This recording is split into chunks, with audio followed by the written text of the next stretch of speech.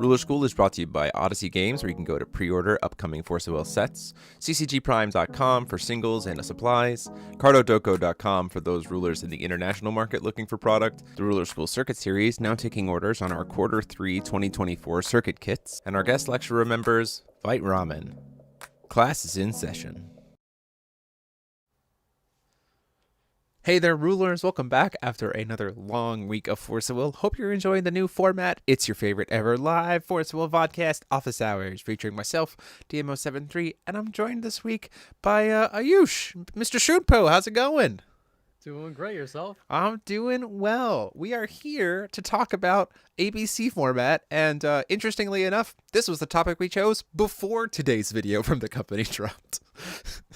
This is true. Yeah, I had a message. I messaged Junpo, and then like 20 minutes later, it was like, oh, hey, by the way, this is really convenient. We got some news to talk about today as well. But as always, if you like what we're doing, want to consider supporting the channel, you can click that join button down below. It's the easiest way to show us that you care financially and helps us do all kinds of cool stuff. But if you're not, we're still glad you're here. Feel free to send it out with all your Force of Will loving friends. Shunpo is joining me today because he and I are green-black degenerates in ABC format. And play the format quite a lot, talk about the format quite a lot together. So I thought, it would be cool to kind of chat about it, especially we got some really cool news today that we're going to chat about. But yeah, ABC format, Arcana Battle Coliseum format.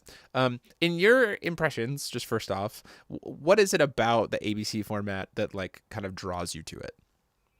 Well, it's obviously different from Wanderer, and we get to have two other players with you.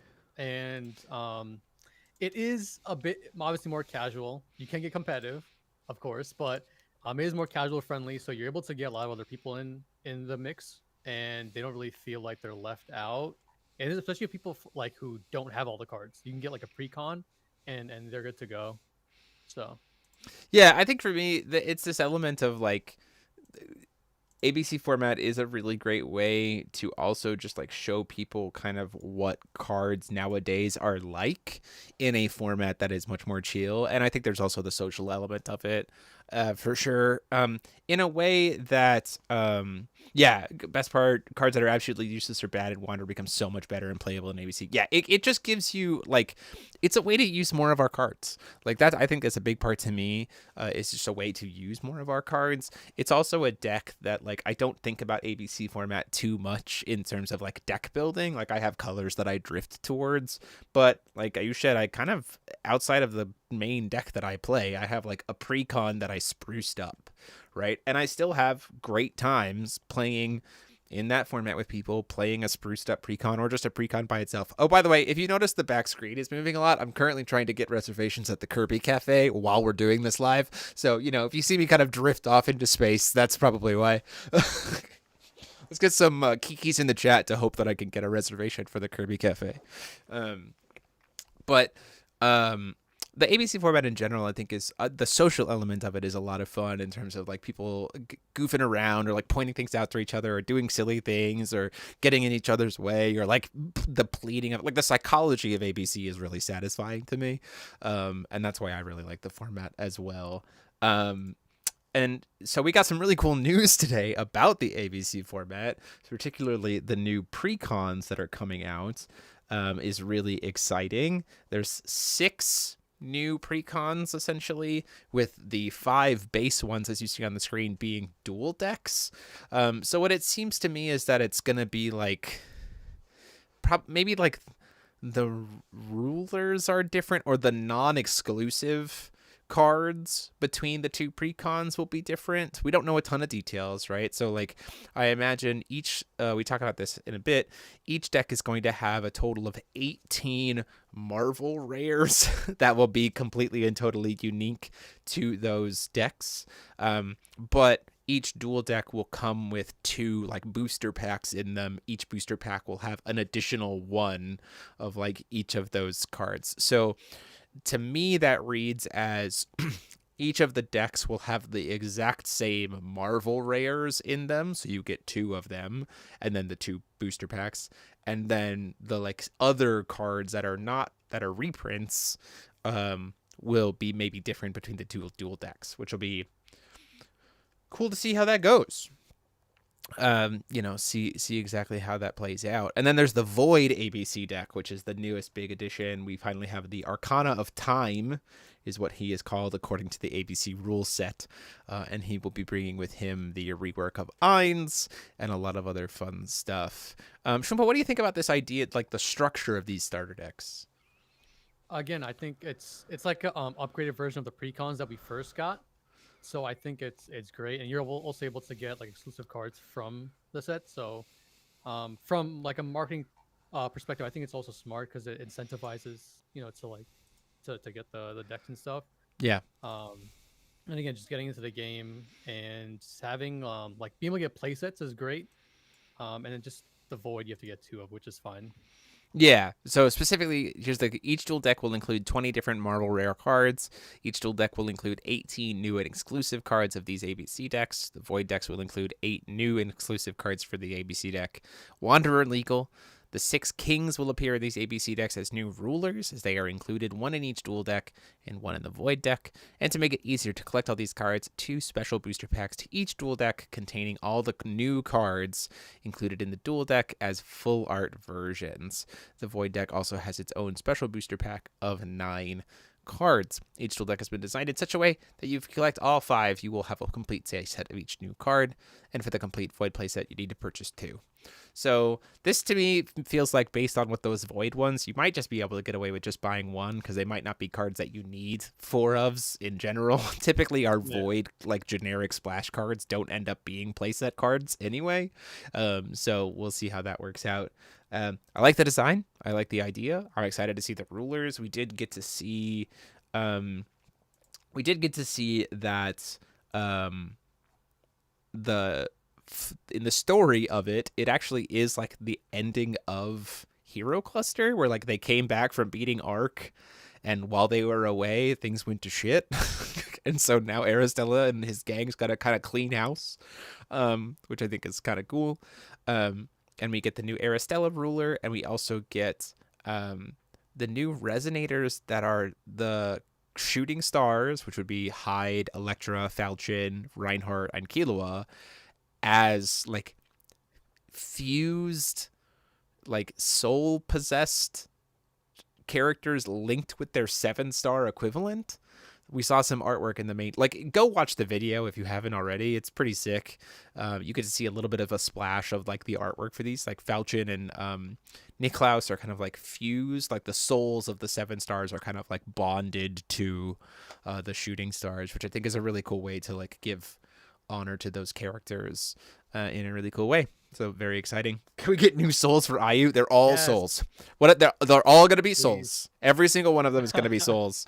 And then you're going to have 5 new souls to play with IU. And then you'll be like, great. Soul Chance Edition Resonators. Or Golem, please. Yeah, yeah, for sure. For sure. Just give a bunch of souls. So that was very exciting. Very exciting news. We also got a lot of news about Worlds. Specifically, we were told where Worlds is going to be taking place. Like, for sure, it's the Maple Inn Makuhari Hango, which is where Worlds used to be held when it was in Tokyo. So it'll be kind of nice to go back to that same venue. Having been there before, it's a very nice venue. It's smaller, but it's going to be a smaller Worlds because it's only 1 year's worth of invites instead of 3. So that'll be nice. And we got to see the cool swag that the players from Worlds are going to get. And we got to talk about the swag. And then we're going to talk about kind of some things that we've learned from playing ABC that we think people might appreciate. So let's talk about swag.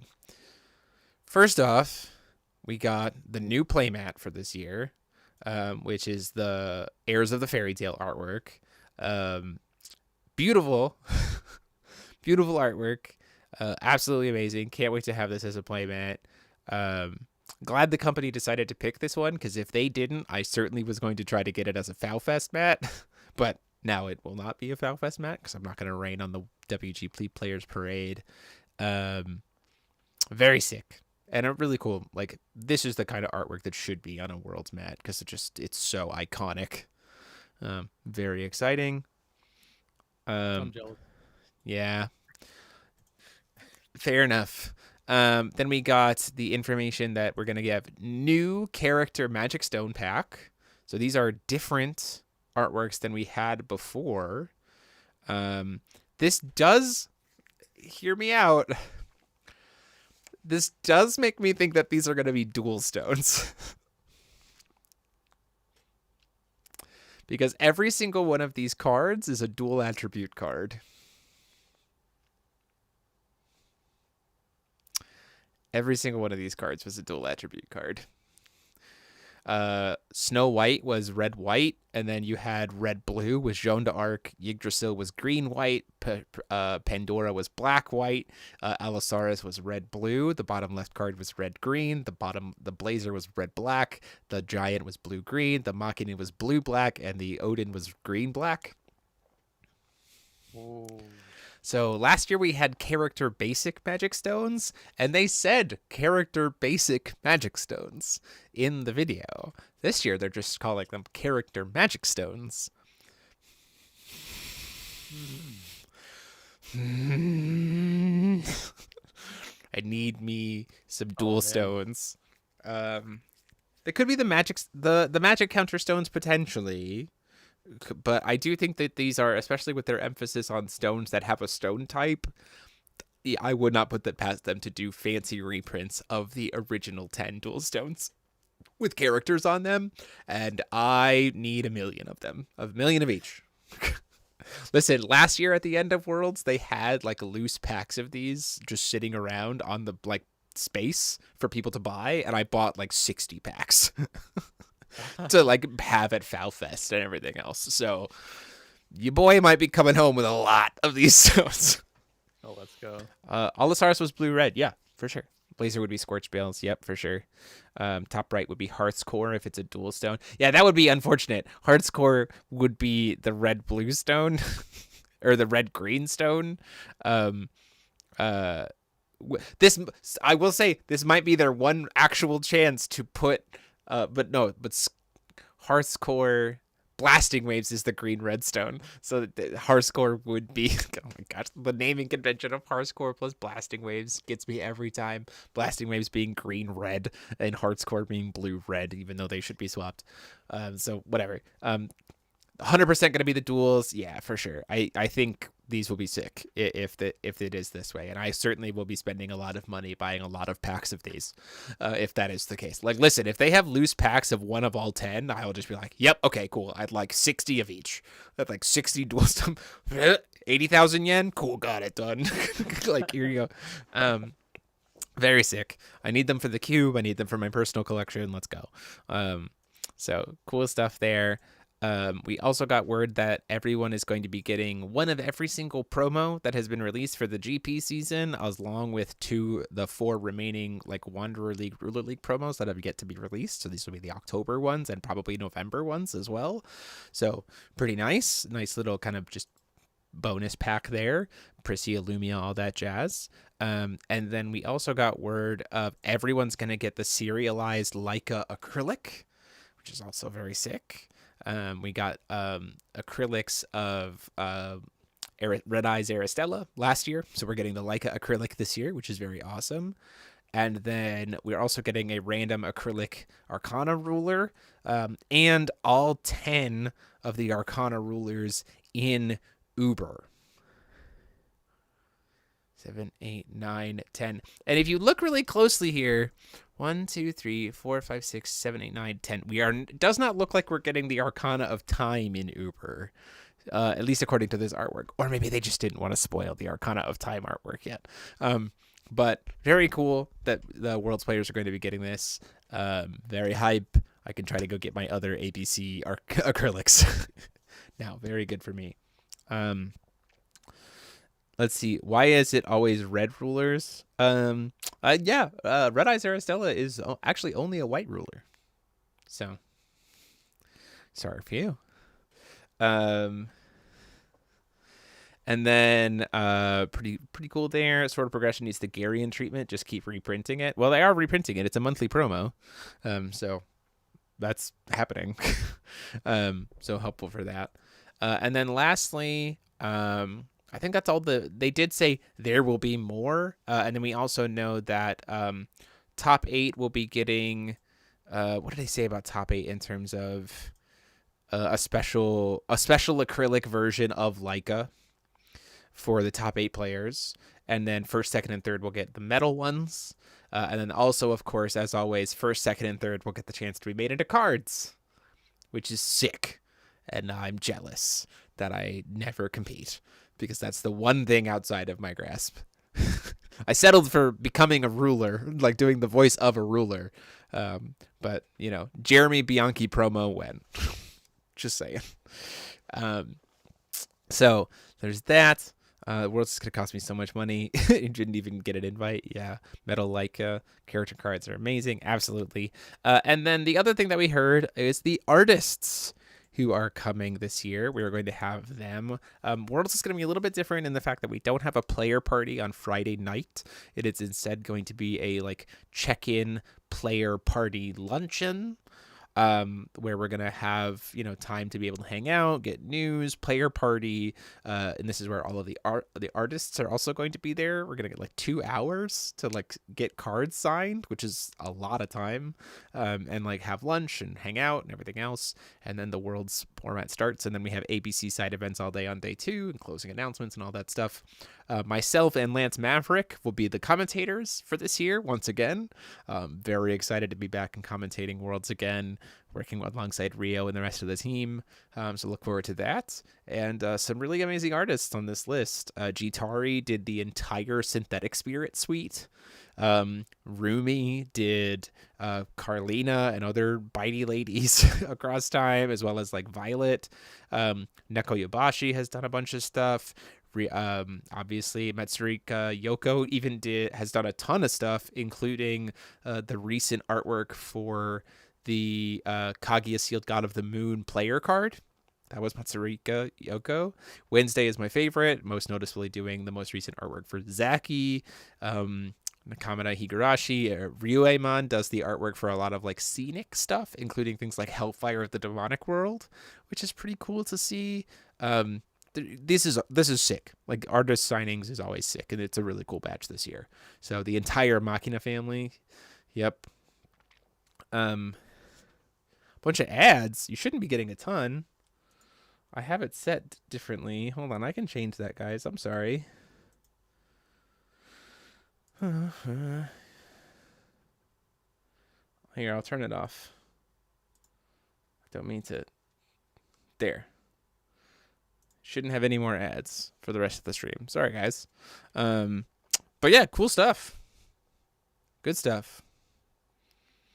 Shunpo, is there one of these artists that has done some of your favorite cards or anything else like that? Not to my knowledge. I mean, Wens is obviously the most known. Yeah. The one card, the 16 drop, Lenneth card was really nice, and I was hoping that'd be a mat someday. Oh yeah, sure. Yeah. Sure. But yeah, nothing in particular for me. But I know for Steve and Jess Wayne, he's told me he's been waiting, I think, a decade for Rumi. Yeah. Because they did Mariabella. Yeah, the entire Machina family. Yeah. No. It's Rumi. Yeah, it's pretty sick. So a lot of cool news, more to come, they said in the video, so more surprises in store, which is exciting. But now let's get to the meat and potatoes of why we're here. Let's talk about the ABC format. So this is specifically to talk about things that we have learned or kind of lessons we've learned in playing ABC when you're trying to go from just palling around with your friends to how to be good when you're palling around with your friends. Also, how to make everyone really upset because you win so consistently when playing with your friends. Lessons learned on how to beat the problem at the table when you're playing ABC, if that's what you want to do. I will say, of course, I think in any kind of casual, multiplayer format, plays green black gets targeted. Yeah, for sure. In any multiplayer format, I think it's important to have a conversation with your friends at first about what you're trying to play. When I try to go out and hang out with people playing ABC, I usually bring both my hyper competitive deck and my more casual deck, which is my beefed up white black pre-con versus my green black, which is built from the ground up to be the most terrifying thing at the table. I have truly made Shunpo second guess life for a fraction of a second when I, at the beginning of a game, went beginning of game triggers, and Okay. Shunpo did not know what I was talking about. Um, Yeah, I was like, what do you mean? um, so there's things to note about how to build your deck, what cards, kind of cards to look for when you're building your deck, when you want to kind of think about, and also just how to observe the game and play the game.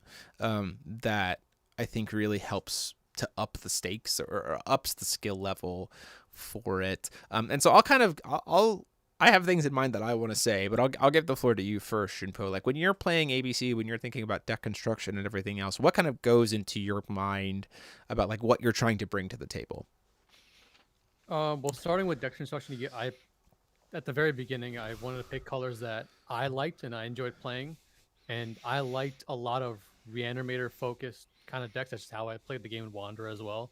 So like green black, like excellent for that. And just loving Asuka, of course. I'm like, yeah, I have to go green black. Yeah, for sure. So I think starting before you do anything else, you look at your play style and see what you enjoy playing. Like pick something you actually like. Don't pick something that like, oh well, this seems good and like these guys are like saying it's good. Like, oh, I'll just play this. But you should pick something that you actually enjoy, and the format will be a lot more fun for you.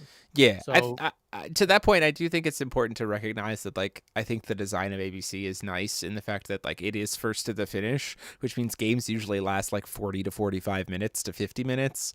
Sometimes they'll go over an hour, but usually not. And so, like, playing what you enjoy is a lot easier to do, because then the game is just over, even if you didn't win and you had a good time, and then you can just play another round immediately. It's not like 4 hours of just sitting yeah, there getting your teeth kicked in because you're playing a yeah, deck that's more fun than anything else. right. Yeah. So Um, what's your next kind of thing that you're looking for? oh yeah, yeah. So then after you pick your colors, you like pick cards that you like, cards you enjoy, and then like maybe they're like revolve your deck me kind of around these cards and like see what works.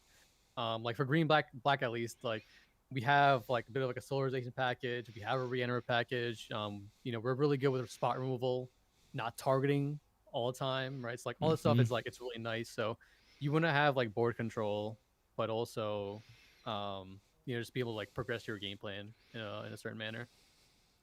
Yeah, I think there's this element of you recognize that your opponent is only two people. The person you're attacking is only one person, but you are playing at a table with four people, like with three other people. You have to be cognizant of the fact that, like, you need to be aware, or you need to be playing cards as much as possible that play outside of the limitations that FAO has put on your deck construction, and play outside of the limitations of what your reach is, right? You need to find ways to extend your reach.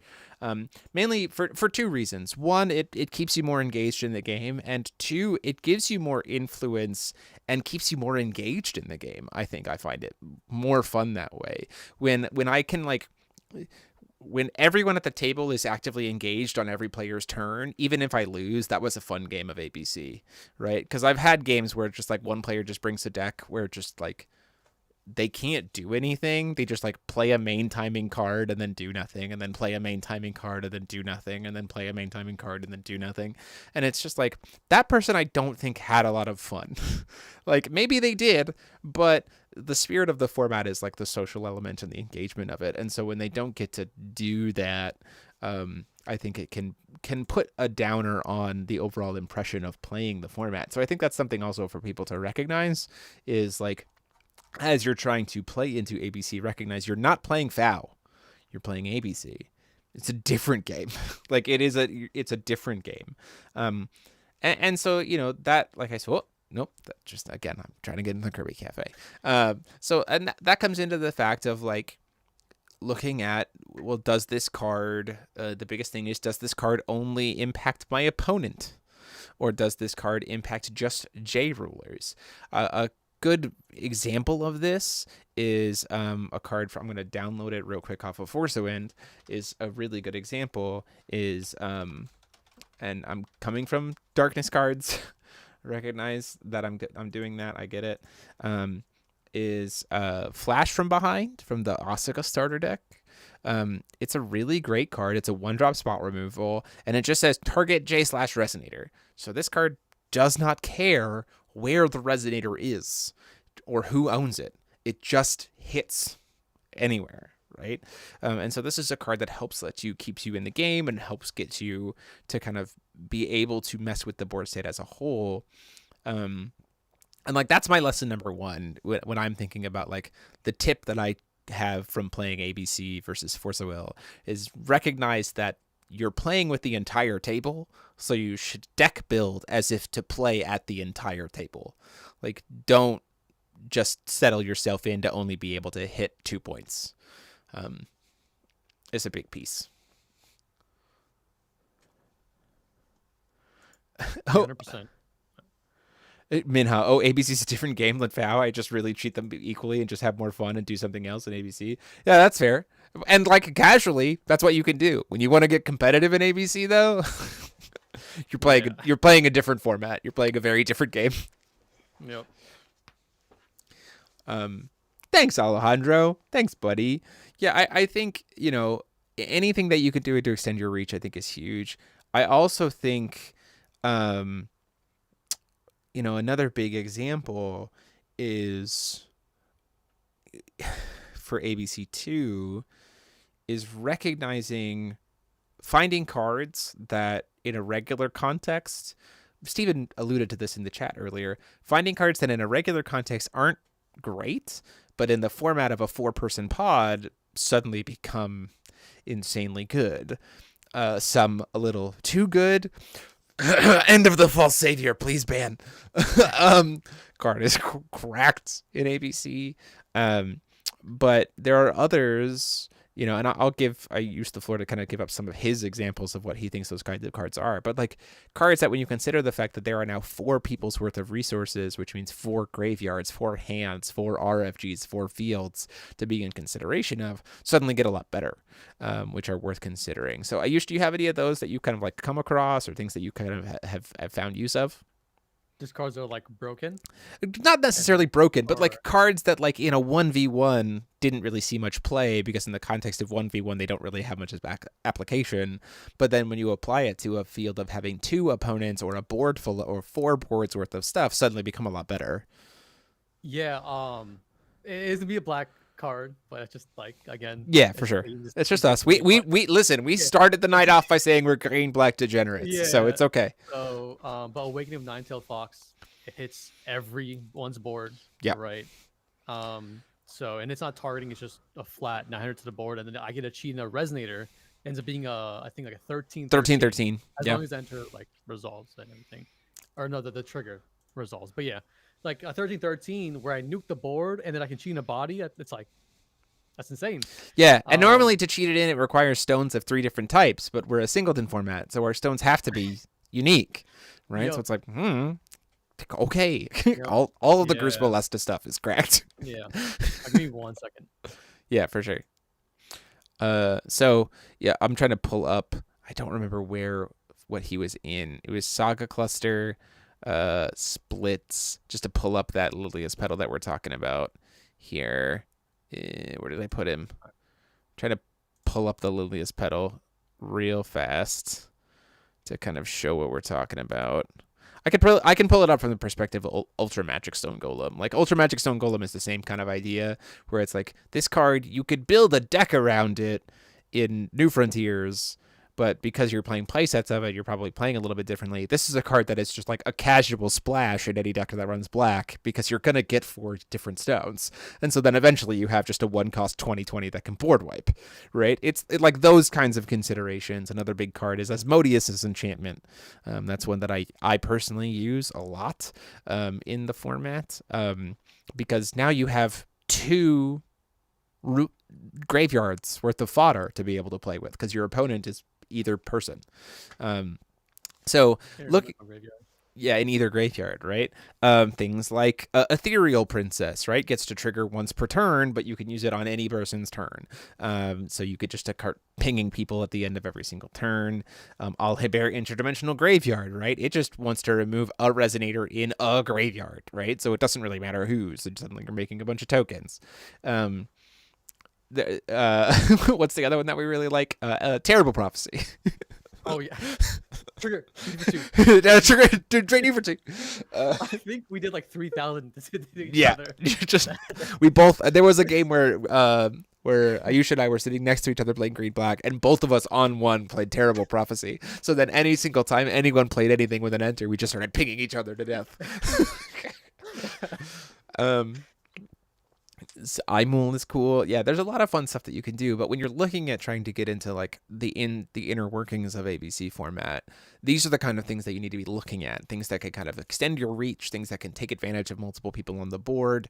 Another card that actually just came out is the Wuja Wu in a power suit, because he only hits one person, but he counts the stones on all 4 boards. So you just get to like drop him on turn 3 and deal 2,400 damage to entire boards. And you're just like, that's fine. It's one of the reasons why like Lorite hasn't found his. I don't think I have Lorite. I might have Lorite in my ABC deck just because, but Lorite only targets opponents, right? So you got to be cognizant of that kind of stuff, right? Some of the best cards in New Frontiers have limitations because they only refer to your opponents. Like Feasting, I think specifically, like the addition cancel Feasting only hits your opponents. So there's a whole corner of the table that you can't mess with. It's like, maybe this isn't as good as I wanted it to be. So, these are some kind of things to consider, just in deck construction, right? And there is an element of like when you're trying to get competitive for ABC, don't try to go tribal.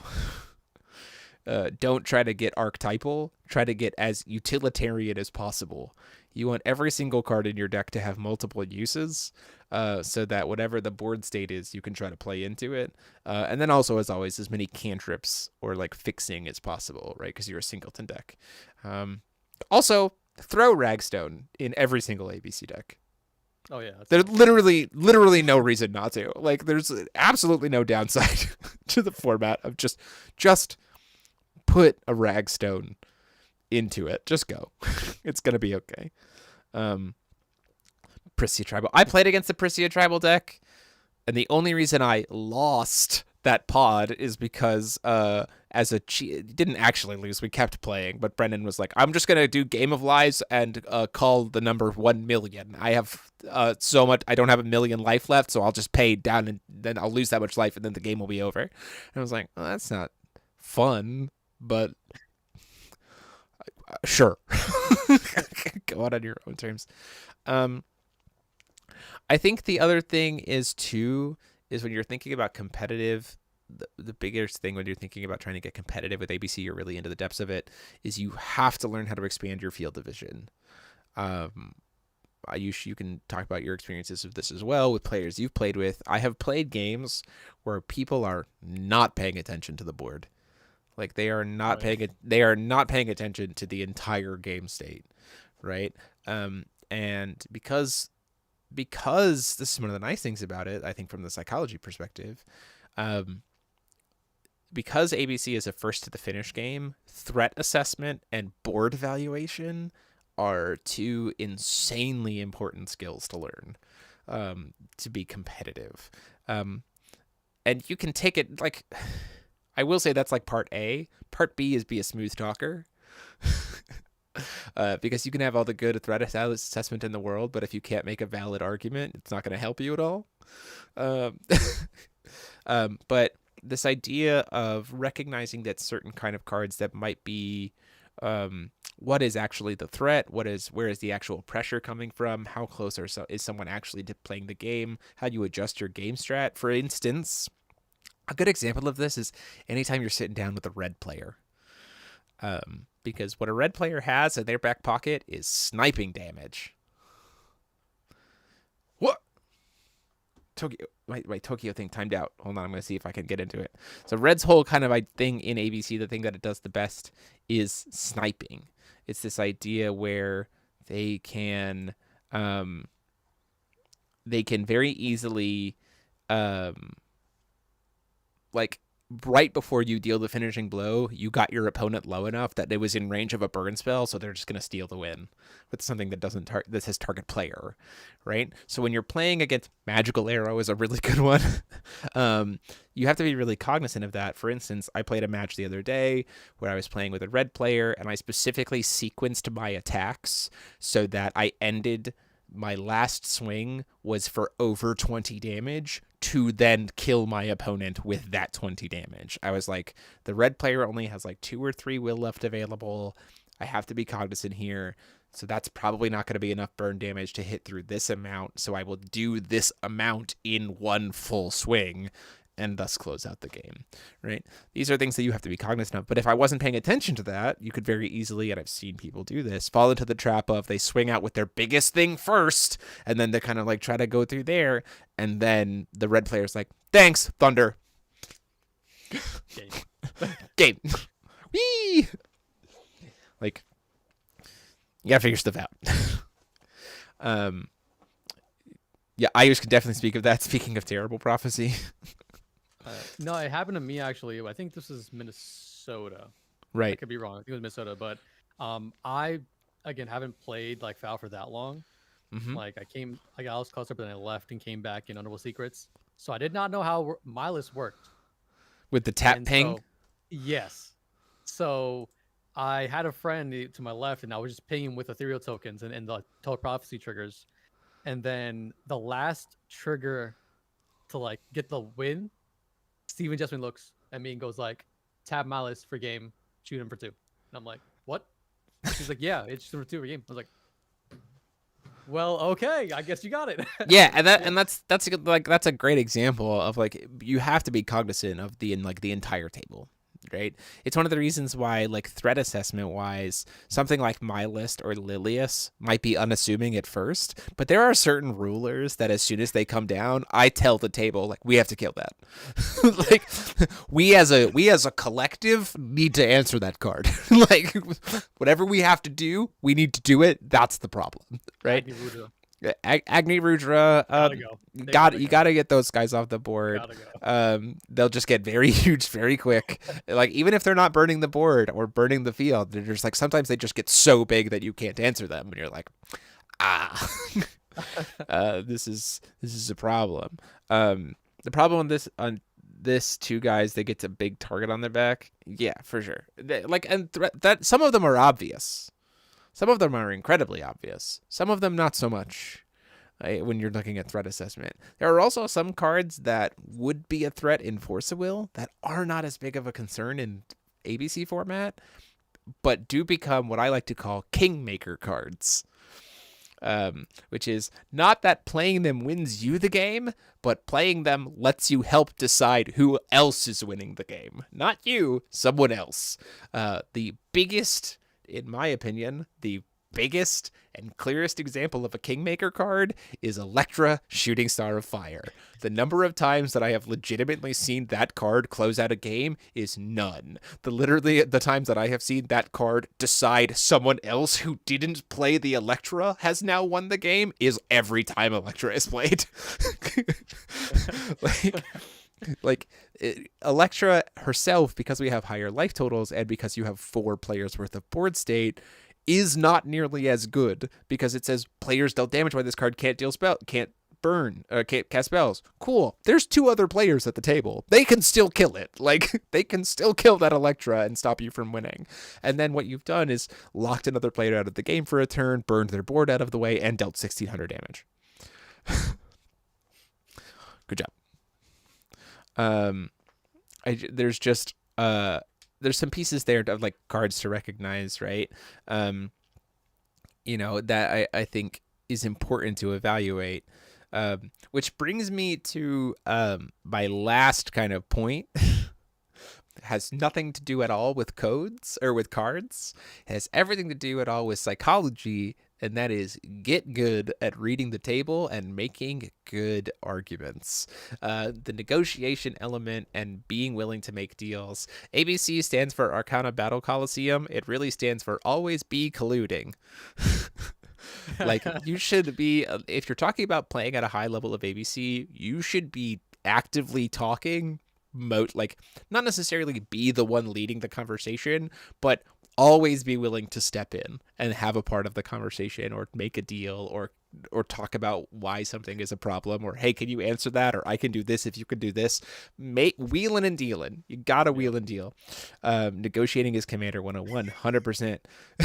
Yeah, we pop in once and and just lay Joe out for not being willing. um I think I think there's an element of you gotta be willing to talk to people. You gotta be willing to talk in the game, because other people might not notice things, or other people might have kind of pigeonholed themselves and unintentionally played a Kingmaker card.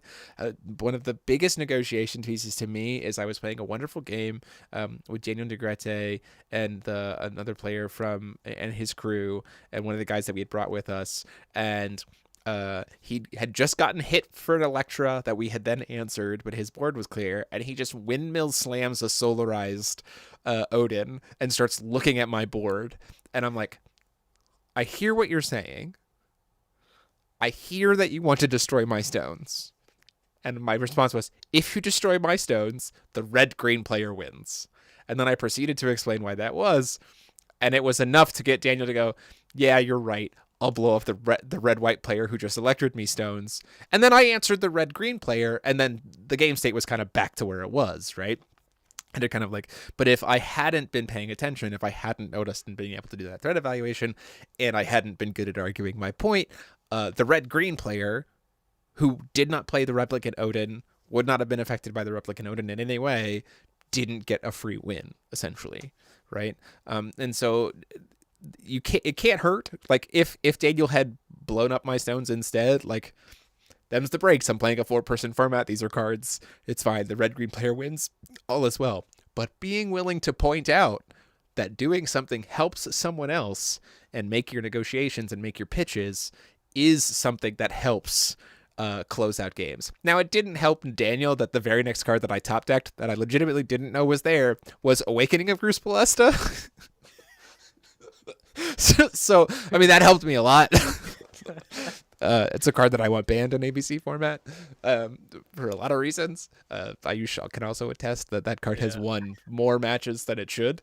It's card's insanely good. But these are things to kind of keep in mind, like being willing to have that discussion. End of the Undefeated Legend is very cool. Replicant Dante, both hilarious. Playing against 2 black-green decks on the same side of the table is pure toxicity. Valid. Valid. Listen, we're gonna make it everyone's problem. We're here for it. Beginning of game trigger, Solarius Darkness. Oh, I'm sorry. Did you want to search for a ruler when you judgmented? Unlucky. Rip you. So it's silly things like that I think are a big piece of it, and also make it a lot of fun. And I do kind of enjoy getting to be the villain in ABC matches. Like, I just enter my villain. Like, people know when I sit down, like, Jeremy's the villain. I'm like, yeah, it's fine. I'll be the villain in ABC format. It's fine for me. The epitome of get wrecked nerds. These are things that are fun for me to kind of explore and play in that space. And being a psychology guy, there's the communication element is a big piece of it. And so these are considerations when you're playing ABC, when you're building decks, when you're playing ABC. Like, these are all the factors that go into it, and I think is what makes it a different game than FOW. Like, there is FOW and then there is ABC, and they use the same cards, but they are different games. And I think that's a lot of fun. And it's really nice that the community, like the company, officially supports it. You're not always the villain. I am always the villain at the ABC table. Truly, I tell you, I am always the villain. So, yeah, these are, any kind of other points of wisdom or cards that you've kind of noticed in your games that are things that you would want to pass on to people, Shinpo, with ABC format? I mean, nothing in particular. I mean, just like, again, back to the point of cards that we normally don't play in Wander. Yeah. Do see play. And this is a while back, but I think a blue-white player, they slammed Road to Sacred Queen on 1. And then, so everyone was playing stuff, like, at some point. Very good card. He saw something threatening that could potentially end the game. But it came in rested, so it was like, hey, before your recovery, Charlotte. So it doesn't And recover. it just stayed rested, right? Like just different combinations you can think of. Like there's so many cards. I think even like for me, I play like a weird card that most people haven't actually seen. Mm-hmm. That I think when I play with Steven Jesswayne, like and Joe and all the guys, it's called a card called Research. So it's 1 green and X for void. You get to look at the top X cards of your deck and Mm-hmm. play a card from among them that's X or less without paying its cost. Sure. Sometimes like you just need like either like a top deck something because like sometimes your hand is just like it's not that great sometimes, and Yeah. maybe that's more on me for not having more like hand sculpting cards. Mm-hmm. So I need to fix that. We But got a new one in this new set. It's okay. yeah, right, yeah. CEO's right hand. That card's so good. Yep. But like cards you normally wouldn't play in a like Wander, even for me like a Reinhardt Shooting Star, I have a bunch of tokens out, and then I just slam him, and I'll like first I swing at the guys and then slam them down, and I have like a 52 with swiftness and barrier, like they have no board. It's like all right, cool. Yeah, high cost draw cards is really good. There's just a lot of cool stuff, like little interactions that in an AB like in a non 4-player format don't shine as much, but in the natural curvature that is the slower format for ABC, get a lot of value off of them. Unless you're blue black stacks, in which case I hate you. I have PTSD from getting Brendan Hill and his partner sitting across diagonally from each other playing red white aggro and blue black stacks, and every stack that the blue black player played just helped Brendan win even faster. And I was like, stop playing the stacks. Like, you don't have to. That Damn happened it! to me actually. It was a red blue player, and I think they got like Chef, Academy Guard, Guinevere. I'm just like it was like 5 cards. Just like I'm like taxed, and I'm just like, what?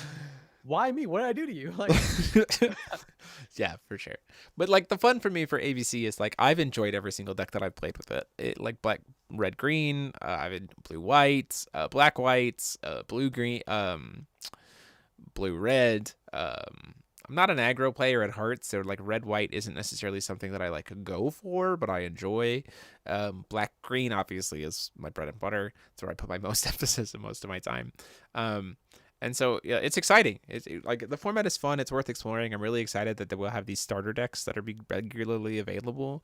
ABC format continues to be like the most fired off side event at VowFest, which is just always a ton of fun. And it's just also like it's the format that pretty much I can always get people to play during, before, after GPs, because it's just like people hanging out, people being dumb. Having a good time. Unless your name's Patrick Ogrins and you sit diagonal from me as a green-white control player and just tell me from the jump that you're never going to let anything I cast resolve, then you can go jump in a hole.